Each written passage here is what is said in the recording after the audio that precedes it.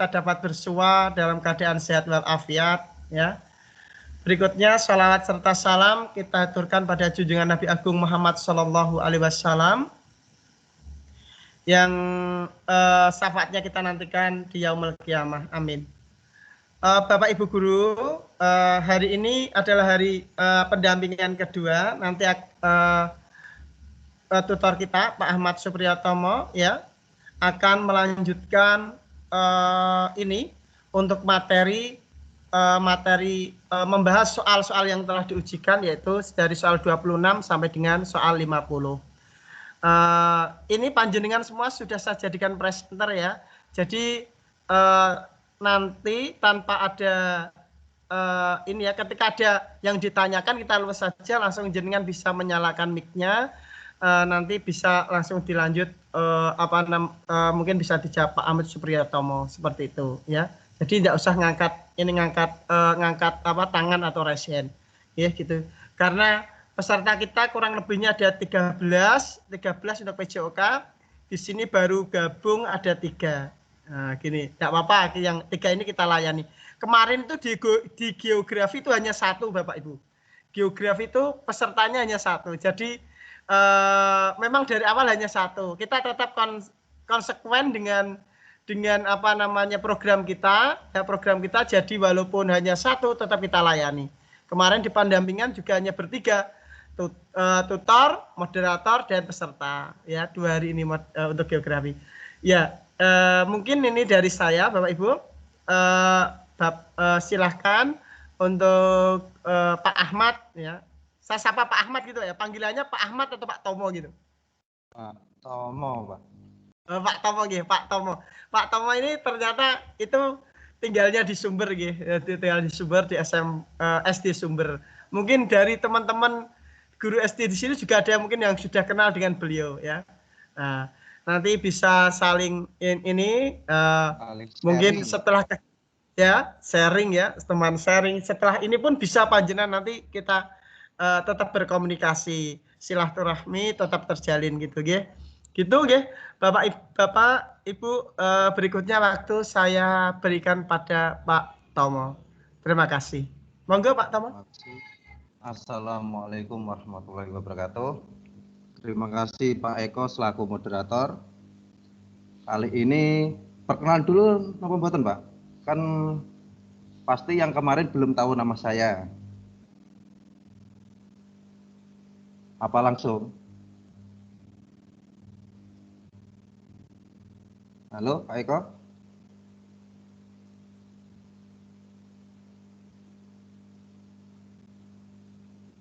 Langsung mohon Pak Eko.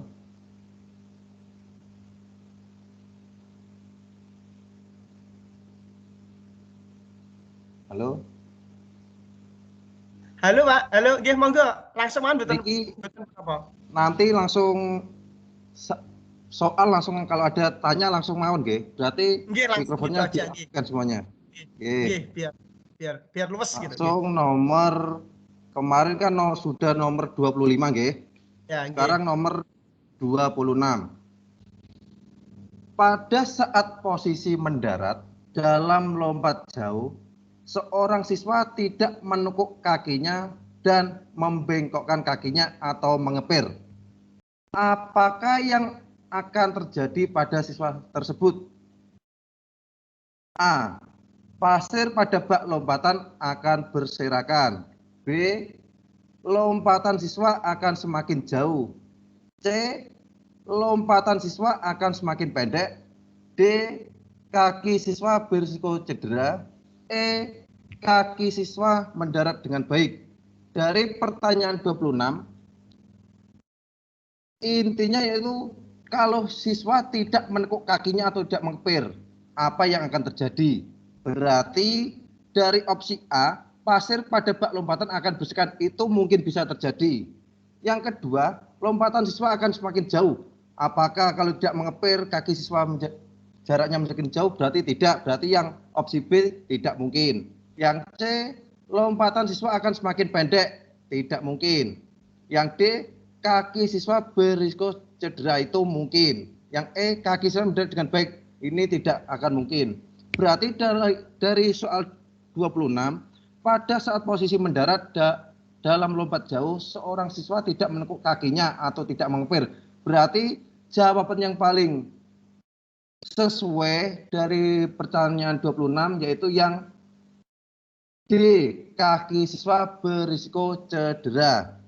Ada pertanyaan untuk soal nomor 26?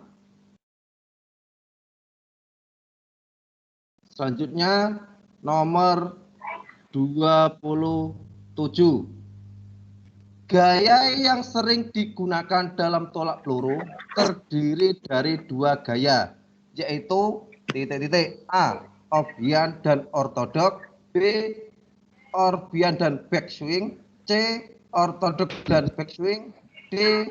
Backswing dan standing, E. Standing dan backswing. Kita bahas dulu ya. Dalam tolak peluru terdapat dua gaya yang sering digunakan oleh para atlet, yaitu gaya ortodok atau gaya menyamping dan gaya O'Brien atau gaya belakang. Berarti dari pertanyaan 27 ini sudah pasti yang jawabannya itu O'Brien dan ortodok. Kalau backswing itu pukulan tenis ayunan dari belakang, itu backswing untuk tenis lapangan. Berarti jawabannya untuk nomor 27 yaitu O'Brien dan ortodok. Berarti jawabnya A. Ada pertanyaan Bapak Ibu nomor 27? Halo? Sekarang nomor 28. Mengapa seorang anak pada saat menolakkan peluru dengan tangan kanan, tangan kiri bebas di samping badan? Sekarang untuk opsi A, untuk menjaga badan agar peluru tidak jatuh ke badan. B, untuk menjaga badan dari cedera. C, untuk membantu menyeimbangkan badan. D, untuk menambah kekuatan. E, untuk menambah jarak tolakan. Sekarang pembahasannya. Fungsi tangan satunya yang bebas pada saat melakukan gerakan tolak peluru adalah untuk menjaga keseimbangan tubuh sehingga tidak mengganggu tolakan. Berarti dari soal 28 yaitu jawabannya yang C, untuk membantu menyeimbangkan badan. Lanjut Bapak, ada pertanyaan nomor 28? Lanjut Pak. Lanjut nomor 29. Yang tidak termasuk tahapan tolak peluru adalah A. Cara memegang peluru. B. Sikap badan saat menolak peluru. Cara menolak peluru. D. Menjaga keseimbangan. E. Sikap akhir. Kita bahas dulu. Yang merupakan tahapan dalam olahraga tolak peluru itu ada 1. Cara memegang peluru. 2. Sikap badan. 3. Cara menolak peluru. Dan yang terakhir sikap akhir. Berarti dari pertanyaan 26 itu yang tidak termasuk tahapan. Berarti opsi yang D, menjaga keseimbangan. Untuk menjaga keseimbangan yaitu gerakan kesinambungan untuk tolak peluru. Nomor 29 ada pertanyaan? Lanjut nomor 30. Keterampilan gerak stabil yang sedikit atau bahkan tidak menimbulkan pergeseran posisi tubuh bila dipandang dari satu pangkal gerak termasuk keterampilan gerak A. Lokomotor, B. Psikomotor, C. Non lokomotor, D. Manipulatif, E. Kasar. Berarti gerak stabil yang sedikit atau bahkan tidak menimbulkan pergeseran. Berarti untuk opsi E itu jelas tidak mungkin. Kita bahas satu persatu dulu. Untuk gerak lokomotor adalah gerak yang menyebabkan perpindahan tubuh dari satu tempat ke tempat lain. Keterampilan lokomotor didefinisikan sebagai keterampilan perpindahan individu dari satu tempat yang tempat lain. 2. Psikomotor adalah dominan yang meliputi perilaku gerakan dan koordinasi jasmani, keterampilan motorik dan kemampuan fisik seseorang. Yang gerakan lokomotor merupakan gerakan yang dilakukan tanpa berpindah tempat. Berarti nomor 30 ini gerak stabil yang tidak menimbul pergeseran tubuh. Berarti gerak yang jawabannya yaitu yang C, gerak non lokomotor.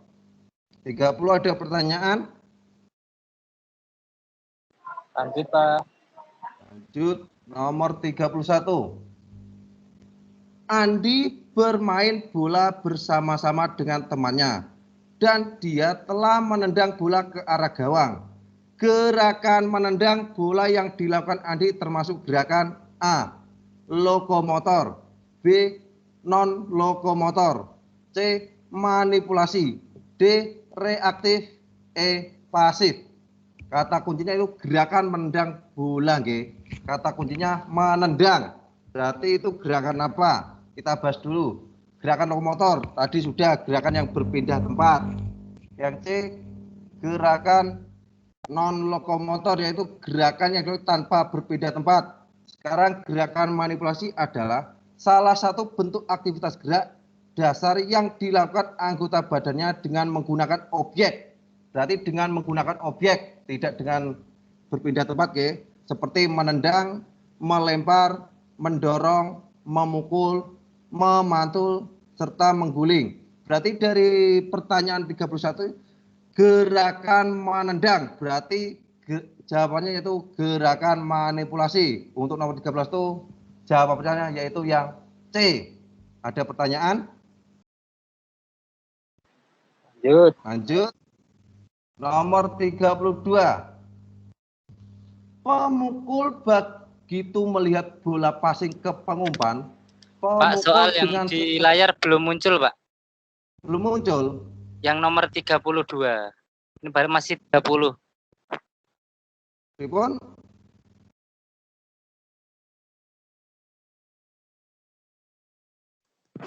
Yang di layar masih nomor 30.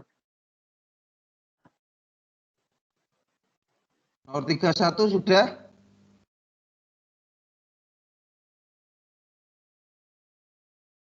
Halo Bapak. Sudah terlihat atau belum nomor 32? Masih di nomor 30, Pak.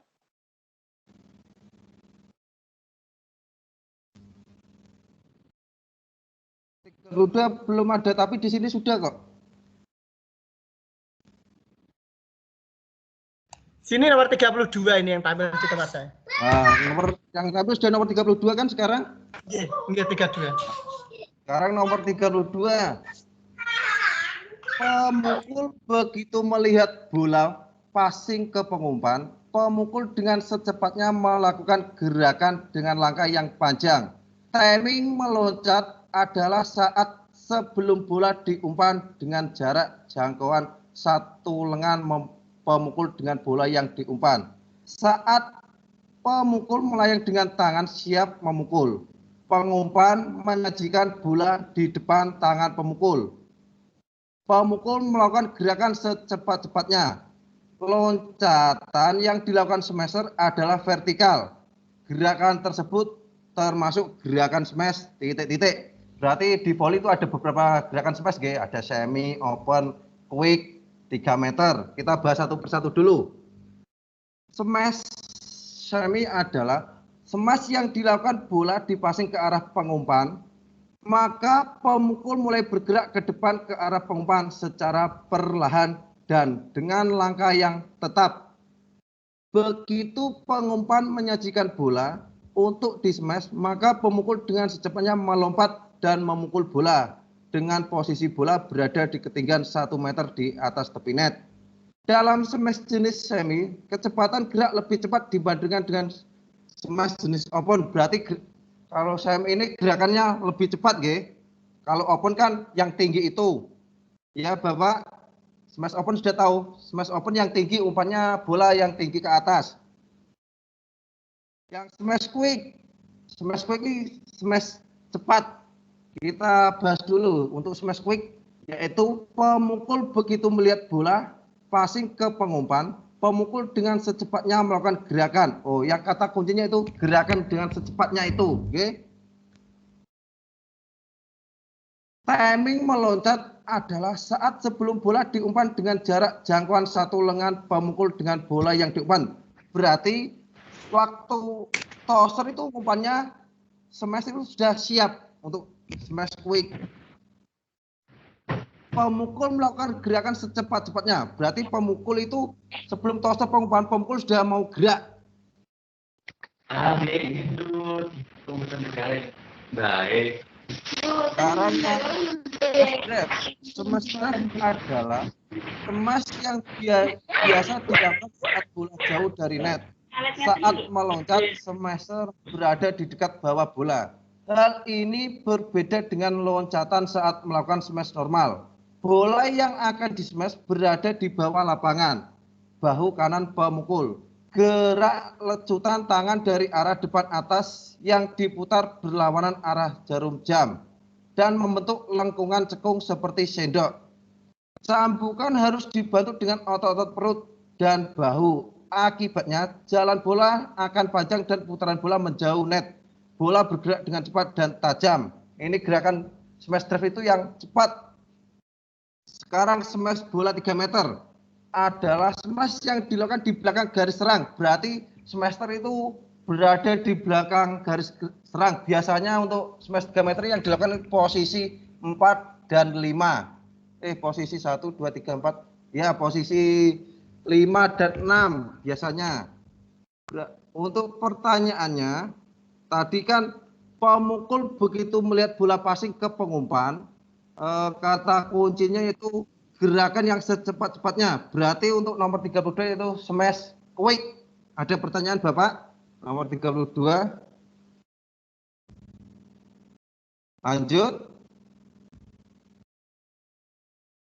Nomor 33. Ilmu yang mempelajari tentang gerak manusia yang salah satu tujuannya agar terhindar dari cedera disebut titik-titik. A. Kinesiologi. B. Fisiologi. C. Biologi. D. Anatomi. E. Kesehatan olahraga.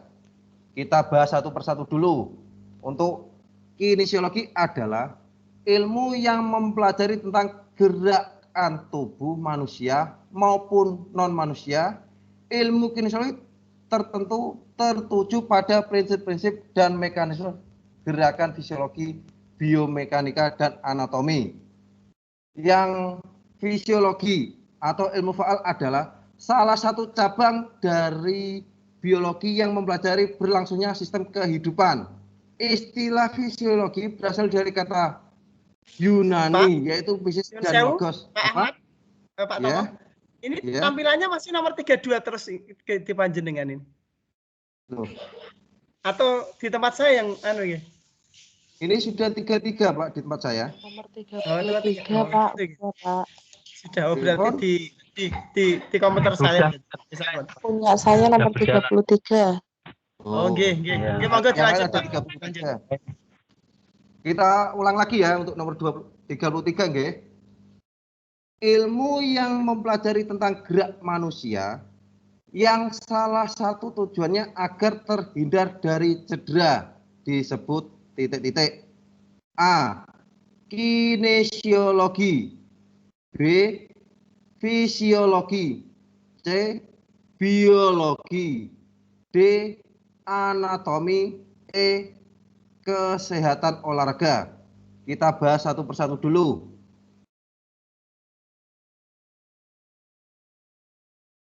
Kinesiologi adalah ilmu yang mempelajari tentang gerakan tubuh manusia maupun non-manusia. Ilmu kinesiologi bertujuan pada prinsip-prinsip dan mekanisme. Sekarang gerakan fisiologi, yaitu salah satu dari cabang-cabang biologi yang mempelajari berlangsungnya sistem kehidupan. Kalau biologi yaitu studi tentang kehidupan organisme makhluk hidup, termasuk struktur fungsi dan lain-lain. Yang anatomi, cabang dari biologi yang mempelajari struktur dan organisasi dari bagian-bagian tubuh makhluk hidup. Berarti untuk nomor 33 yaitu ilmu yang mempelajari tentang gerak manusia. Oh, berarti jawabannya itu kinesiologi sudah jelas dari pembahasannya. Kenapa Nomor enggak Pak? mana? Loh, kalau anatomi kenapa enggak anatomi? Kan kalau anatomi cabang dari biologi yang mempelajari struktur organisasi. Itu yang mempelajari. Oh, berarti bukan apa? Yang mempelajari bagian-bagian tubuh manusia. Kalau anatomi kan, kalau kinesiologi kan tentang gerakan tubuh. Oh iya. Yang membedakan itu gerakan ya, Pak? Ya, kalau kinesiologi gerakan, kalau anatomi itu bagian-bagian tubuh. Oh iya iya, Pak. Makasih. Lanjut. Lanjut. Di mana ada pertanyaan lagi nomor 33? Lanjut ya. Nomor 34. Teknik dasar lompat jauh adalah titik-titik. A. Awalan, tumpuan, dan mendarat. B. Tumpuan, melayang, dan mendarat. C. Awalan dan mendarat. D. Melayang dan mendarat. E. Awalan, tumpuan, melayang, dan mendarat. Kita bahas dulu. Teknik dasar lompat jauh ada 4 macam, yaitu teknik keempat teknik tersebut adalah awalan, tolakan atau tumpuan, melayang, dan mendarat. Berarti untuk jawaban 34 yaitu awalan, tumpuan, melayang, dan mendarat. Berarti opsi E nomor 34. Ada pertanyaan untuk nomor 34? Tidak. Lanjut nomor 35.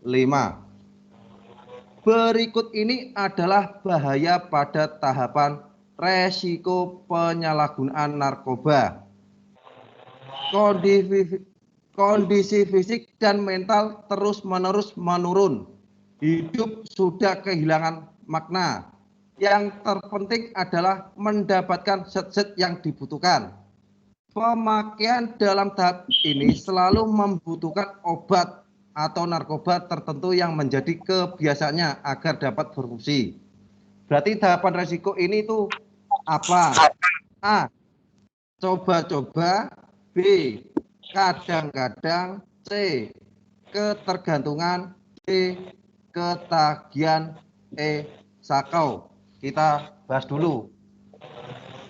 Pada tahapan risiko penyalahgunaan itu terdapat beberapa tahapan. Ada risiko kecil, ada risiko besar, dan lain-lain. Kita bahas dulu ya. Untuk risiko kecil, ini terjadi pada remaja dan kaum muda yang memiliki karakteristik atau ciri-ciri sebagai berikut. Yang pertama, sehat secara fisik maupun mental, kehidupan agama yang religius. Selanjutnya, mempunyai kemampuan penyesuaian atau adaptasi sosial yang baik. Itu risiko kecil. Yang selanjutnya, tidak berkepanjangan larut dalam gejolak emosi seperti rasa marah dan kecewa. Selanjutnya, dapat dengan cepat kembali dalam emosi yang normal. Memiliki sifat jujur dan bertanggung jawab. Mempunyai cita-cita yang rasional. Dapat mengisi waktu senggang secara positif. Itu yang risiko kecil. Sekarang yang risiko besar. Mempunyai sifat mudah kecewa untuk mengatasi cenderung agresif dan destruktif. Yang selanjutnya, bila mempunyai keinginan tidak bisa menunggu, berarti langsung. Pembosan, sering merasa tertekan, murung, dan tidak sanggup berfungsi dalam hidup sehari-hari. Selanjutnya, suka mencari sensasi, kurang dorongan dari dalam diri orang untuk berhasil dalam pendidikan. Selanjutnya, mempunyai rasa rendah diri, berarti mempunyai rasa rendah diri orang tersebut untuk risiko besar. Suka tidur larut malam. Ada riwayat penyimpangan perilaku hubungan seksual dini, itu risiko besar. Sekarang yang selanjutnya, coba-coba. Kontak pertama dengan narkoba seperti ganja dan lain-lain sering terjadi pada usia remaja. Berkumpul bersama teman sebaya, lalu bila salah seorang menghisap ganja, maka yang lain pun akan mencobanya. mungkin sekedar ingin tahu atau menunjukkan kehebatannya. Kebanyakan tidak melanjutkan pengalaman pertama ini. Beberapa kemudian melanjutkan proses eksperimentasi atau coba-coba ini dengan gadget lain dengan cara yang lebih canggih. Yang keempat, kadang-kadang setelah tahap coba-coba, tadi kan ada tahap risiko kecil, risiko besar, coba-coba, kadang-kadang. Sekarang setelah tahap coba-coba ada kadang-kadang. Sebagian melakukan pemakaian narkoba ini sampai menjadi bagian dari kehidupan sehari-hari. Yang kelima, ketagihan. Pada tahap ini, frekuensi jarak pemakaian dan jenis dan dosis narkoba yang dipakai telah meningkat. Berarti untuk ketagihan itu meningkat dosisnya, termasuk bertambahnya pemakaian, bahan-bahan berisiko tinggi, gangguan fisik, mental, dan sosial. Meski demikian, bagi beberapa pemakai dengan bantuan yang sesuai masih bisa berhenti pada tahap ini. Berarti untuk tahap ketagihan itu bisa berhenti. Yang keenam, ketergantungan. Ketergantungan merupakan bentuk ekstrim dari ketagihan. Berarti kalau ketergantungan itu lebih dari ketagihan. Upaya untuk mendapatkan narkoba dan memakainya secara teratur menjadi tujuan utamanya sehari-hari. Hal ini mengalahkan semua kegiatan hidup lainnya. Kondisi fisik dan mental terus-menerus menurun. Hidup sudah kehilangan makna. Yang terpenting adalah mendapatkan zat-zat yang dibutuhkan. Pemakai dalam tahap ini selalu membutuhkan obat atau narkoba tertentu yang menjadi kebiasaannya agar dapat berfungsi.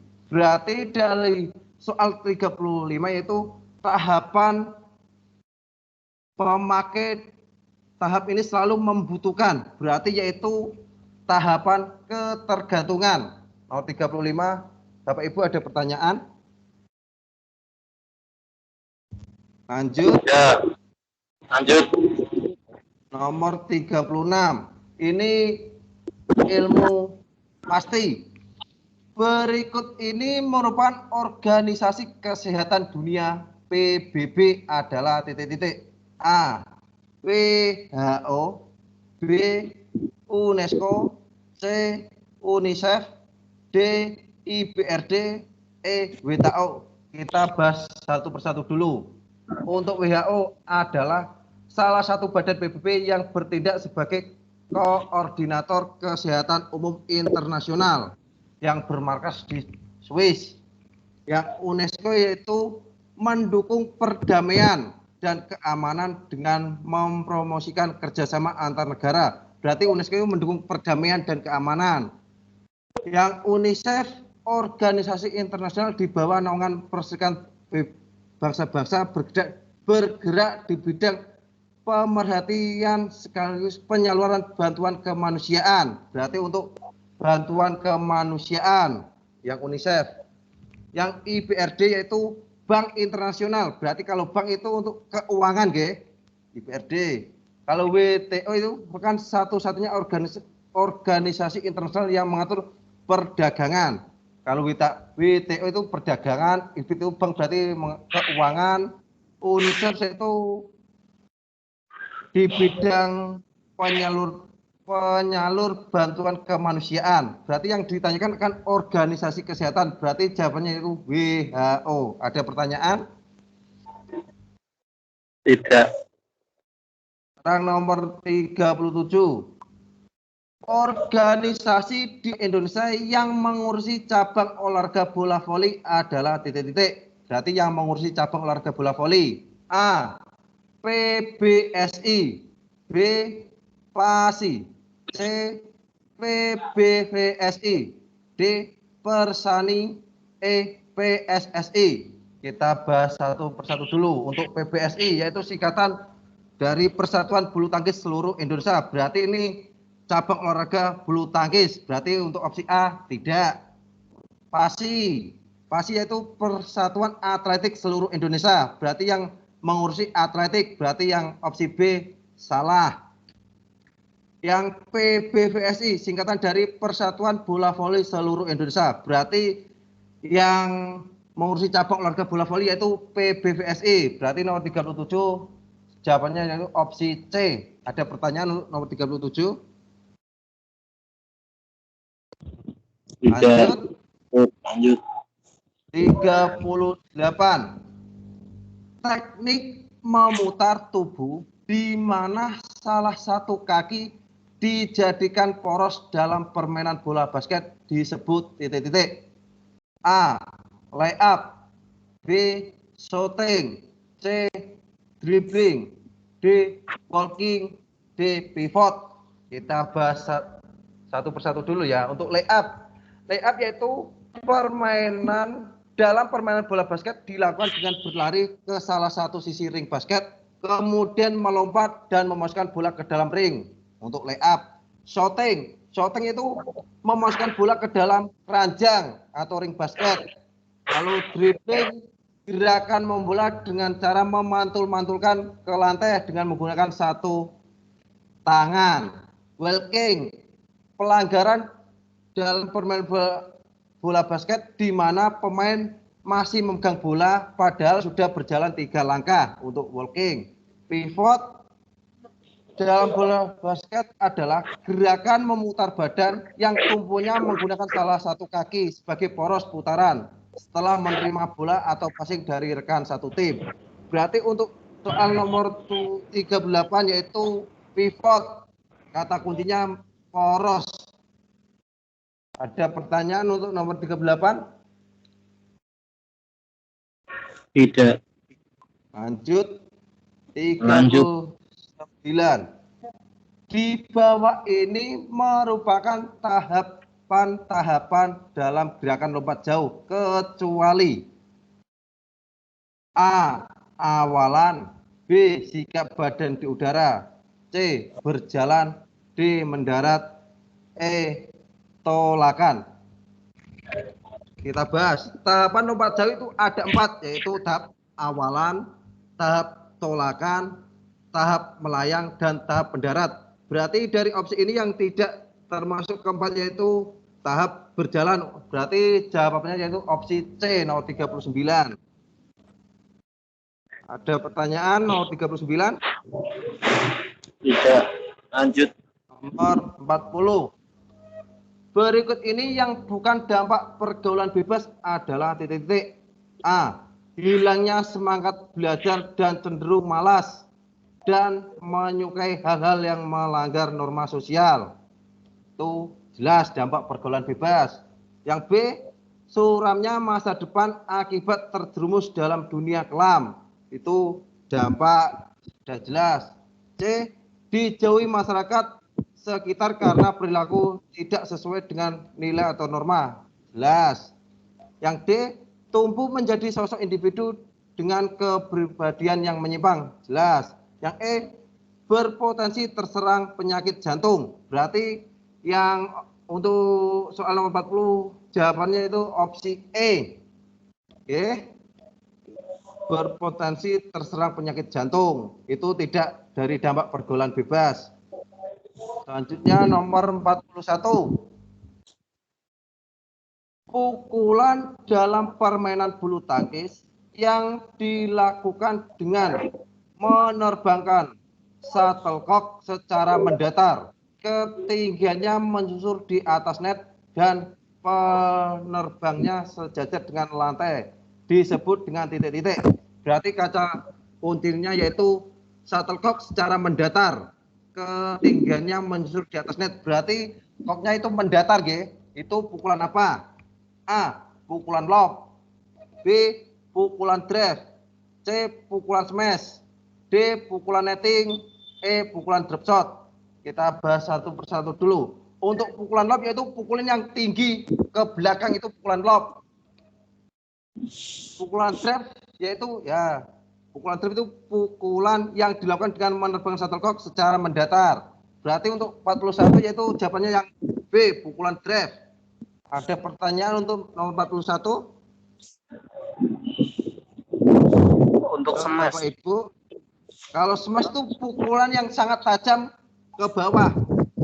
Oh, tajam ke bawah. Iya. Oke, Pak. Kalau netting itu pukulan yang sedikit tapi melewati net, itu netting. Kalau drop shot itu pukulan seperti smash tapi pelan. Biasanya untuk drop shot itu apa? Shuttlecock-nya itu di depan net persis, itu drop shot. Ada pertanyaan untuk nomor 41? Oh, ya sudah Pak. Cukup. Nomor 42. Untuk dapat bermain bola voli, seorang pemain harus menguasai teknik dasar bola voli yang meliputi titik-titik. A. Throwing, passing, dribbling, dan blocking. B. Service, passing, smash, dan blocking. C. Passing, heading, shooting, dan blocking. D. Service, passing, smash, dan netting. E. Service, lob, dan smash. Untuk bola voli itu ada minimal ada 4, okay? Yang pertama ada service, passing, smash, dan blocking. Berarti untuk pertanyaan nomor 42 ya benar, yaitu yang B, ada service, passing, smash, dan blocking. Ada pertanyaan? Tidak. Lanjut. 43. Ini jawabannya juga pasti ini nomor 43. Dalam permainan bola voli terdapat sarana dan prasarana. Salah satunya adalah bola. Sekarang pertanyaannya, berapa keliling bola voli yang sesuai dengan ketentuan dengan ukuran standar internasional yang digunakan oleh Federasi Internasional de Bola Voli atau FIVB? A. 65 cm sampai 67 cm. B. 60 cm sampai 65 cm. C. 70 cm sampai 72 cm. D. 75 cm sampai 77 cm. E. 50 cm sampai 54 cm. Sudah, kita bahas dulu ya ukuran bola voli. Untuk berat bola voli yaitu 200 sampai 280 gram, itu sudah pasti untuk internasional. Diameter bola voli yaitu 18 sampai 20 cm. Keliling bola voli 65 sampai 67 cm. Dari opsi itu yang 65 sampai 67 cm yaitu opsi yang A. Berarti jawabannya A, 65 cm sampai 67 cm. Sudah? Lanjut. Kalau bola voli ukuran kecil, anak-anak Pak, berapa Pak? Itu ukuran Bola mini. 4. Bola mini. Sekarang bola mini yaitu antara 55 sampai 60-an itu untuk bola voli mini. Karena untuk bola voli kan beda. Oh iya ya. Sama Ada seperti pertanyaan bola lagi? futsal gitu ya Pak, pesannya. Ya, bola futsal untuk tetap beda. Bola basket juga beda loh untuk anak-anak juga. Iya biasanya kan untuk voli mini itu kan beratnya ada yang berbeda Pak. Ya, tapi Betul. untuk lapangannya sekarang untuk aturannya itu sama kalau bola voli mini. Dulu kan ukurannya kecil, pemainnya cuma 4, tapi sekarang sama untuk ukuran lapangannya. Oh iya iya. Iya Pak, makasih. Ya, lanjut. Lanjut. Nomor 44. Lingkar tengah atau yang bisa disebut dengan centerkill merupakan garis yang ada tepat di tengah lapangan bola basket. Berapa ukuran diameter lingkaran tersebut untuk standar FIBA? A. 3,5 meter, B. 3,6 meter, C. 3,7 meter, D. 3,8 meter, E. 3,9 meter. Lingkar tengah merupakan garis yang ada tepat di tengah lapangan dan berbentuk lingkaran dengan diameter 3,6 untuk standar FIBA dan 3,66 untuk NBA. Berarti yang dipertanyakan sekarang kan ini FIBA nggih. Berarti jawabannya yaitu 3,6 untuk nomor 44. Ada pertanyaan? Jawabannya apa, Pak? Apa? Jawabannya Jawabannya apa? 3,6 meter untuk FIBA. Oke. Beda kalau NBA ya. Kalau NBA itu 3,66. Oke. Lanjut. 45. Berapa ukuran diameter bola pada sepak bola yang standar internasional? Ini untuk yang internasional, G. A. 18 sampai 21 cm. B. 10 sampai 13 cm. C. 13 sampai 15,5 cm. D. 15,5 sampai 17 cm. E. 21 sampai 22,5 cm. Standar internasional. Ukuran bola pada sepak bola standar internasional menurut FIFA memiliki keliling lingkaran minimal 68 cm dan maksimal 71 cm atau dengan ukuran diameter lingkaran bolanya sekitar 21 sampai 22,5 cm. Berarti ini sudah ilmu pasti untuk jawaban yaitu yang E, 21 sampai 22,5 cm. Lanjut. Nomor 46. Berapa berat bola basket yang sesuai dengan aturan NBA? A. 750 gram. B. 700 gram. C.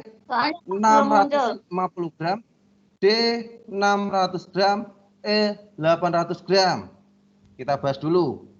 Aturan di NBA menetapkan bahwa bola basket harus memiliki berat 650 gram dan keliling 76 cm. Sementara untuk kelompok umurnya bola dengan ukuran 5 diperuntukkan untuk pemain berusia 9 tahun ke bawah. Bola dengan ukuran 6 digunakan untuk pemain putra berusia 9 sampai 12 tahun. Sementara putri usia 9 tahun ke atas. Berarti dari uraian tersebut bisa disimpulkan untuk ukuran berat bola basket yaitu 650 gram. Lanjut. Nomor 47. Induk organisasi tenis meja dunia adalah kata kuncinya yaitu dunia sekarang. A. PTMSI. B. FIFA. C. PSSI. D. FASI. E. ITTF. Sekarang bahas satu persatu. PTMSI itu apa? PTMSI yaitu singkatan dari Persatuan Tenis Meja Seluruh Indonesia. Berarti organisasi di Indonesia yang mengurusi tenis meja yaitu PTMSI. Yang FIFA, badan yang sebagai induk dari segala organisasi sepak bola itu FIFA dunia. Yang FASI, Persatuan Atletik Seluruh Indonesia, berarti yang mengurusi atletik. Yang PSSI, Persatuan Sepak Bola Seluruh Indonesia, berarti yang mengurusi sepak bola di Indonesia. ITTF yaitu Induk Organisasi Internasional Olahraga Tenis Meja. Berarti untuk nomor 47 yaitu Induk Organisasi Tenis Meja Dunia. Kata kuncinya yaitu dunia. Berarti yang E, ITTF. Ya. Lanjut. 48. Lanjut. Berapa berat bola dalam tenis meja? Ini pasti Bapak Ibu guru tidak mengira tenis meja itu berarti berapa bolanya. Sekarang sudah tahu. Berikut ini ukuran bola tenis meja. Berat bola tenis meja yaitu 2,7 gram. Dan berdiameter 40 mm. Berarti sudah jelas G. Berat bola tenis meja yaitu 2,7 gram. Berarti opsinya yang B. Lanjut. 49. Pada umumnya tinggi net pada bagian ujung dan tengah pada permainan tenis lapangan berbeda. Berarti tinggi net itu di pinggir kanan kiri dan tengah itu berbeda. Sekarang pertanyaannya, berapa tinggi net bagian tengah pada tenis lapangan? Oh, berarti yang bagian tengah. A 0,914 meter. B 1,07 meter. C 1,50 meter. D 0,551 meter. E 2,07 meter. Kita bahas dulu. Ini ilmu pasti karena ukuran net dan tiang tenis pun memiliki standar nasional maupun internasional yang telah ditetapkan. Untuk lebih jelasnya berikut ukuran net dan tinggi net. Tinggi tiang net berarti tinggi tiangnya net berarti yang ada di pinggir yaitu 1,07 meter. Tinggi tiang net. Sekarang tinggi net bagian tengah berarti yang bagian tengah yaitu 0,914 meter. Diameter maksimum kabel kawat berarti di net itu di tengah-tengah ada kawatnya yaitu 0,8 cm. Lebar maksimal kawat lebarnya 5 cm. Tebal pita pada bagian pinggir net. Di pinggir net itu juga ada peta yaitu ukurannya 5 sampai 6,35 cm. Berarti yang ditanyakan yaitu net bagian tengah. Berarti jawabannya yaitu 0,914 A. Ada pertanyaan? Tidak. Lanjut. Lanjut. Nomor 50. Ini juga ilmu pasti. Lompat tinggi pertama kali diperlombakan dalam olimpiade di negara titik-titik. A. India. B. Amerika. C. Inggris. D. Skotlandia. E. Cina. Kita bahas dulu.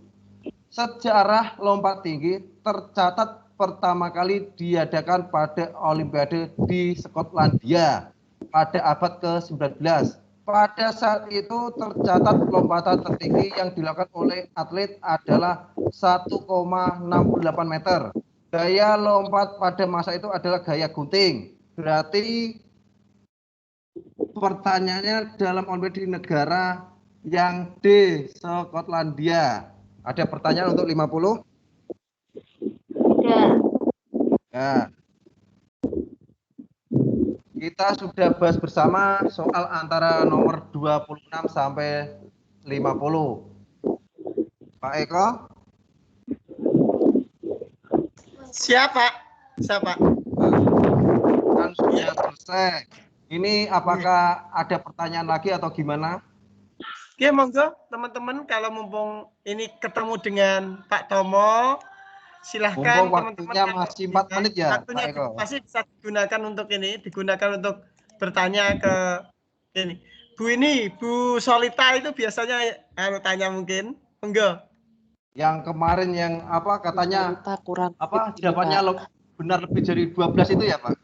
Oke, pripun Bu Solita, pripun suaranya agak Bu Solita agak kurang fit Pak, jadi kurang konsentrasi ini. Oh, ternyata yang mengikuti ini ada teman-teman saya Pak Eko. Ada Bu Yanti itu teman saya waktu kuliah. Ya Bu Yanti. Ada Pak Joko ya, atau itu mungkin, teman SMA. Ya. Oke. Masa Monggo Pak kalau Salam Pak Joko itu teman SMA saya di SMA 2. Ini ada sepak bola Pak. Gimana?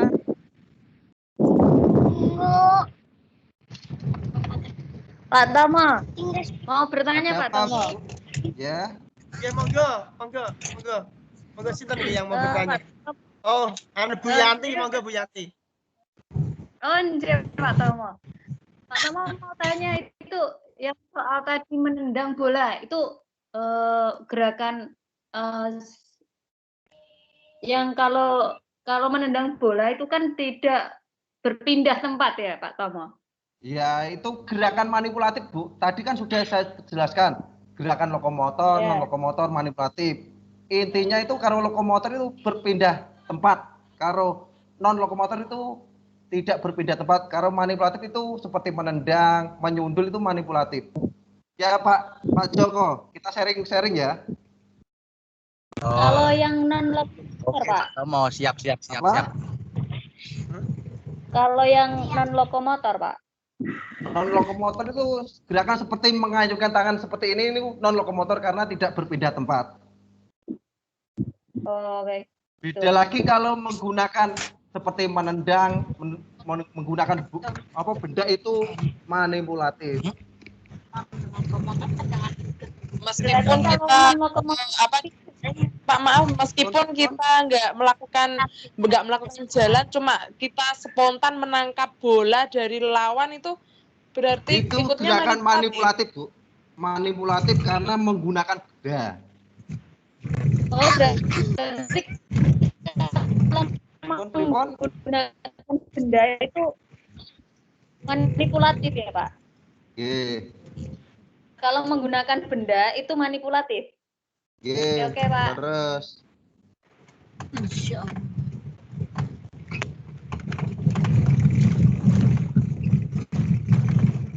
Ada pertanyaan lagi Bapak Ibu? Mungkin kita di sini kan sharing-sharing. Mungkin ilmu saya lebih tinggi Pak kali panjenengan sedanten. Kita sharing-sharing saja di sini.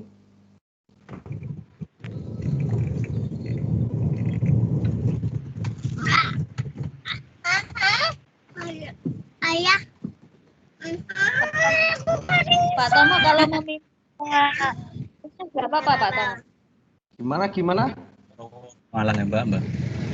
Kalau kita apain? Halo? Kita PowerPoint-nya nggak apa-apa, Pak Tomo. Oh, Boleh nggak? ya bisa. Nanti saya kirim. Kan tadi Pak Ada Eko sudah PowerPoint minta sudah kemarin. Ini dibagikan di Nanti grup. kalau di grup. Bu Yanti bisa Iya, langsung bisa, Yanti di saya luar juga ini, bisa. di luar peserta ini. Iya Bu Yanti. Kami tidak paham. Iya. Tidak tergabung dalam Gimana? grup. Jenengan tidak tergabung dalam grup PJOK nggih. Oh, tergabung, Pak, tergabung. Tapi ada kok. Itu sudah di-share itu di grup PJOK untuk PPT-nya. Oh, jadi nanti saya Pak. Pripun ini Pak Eko?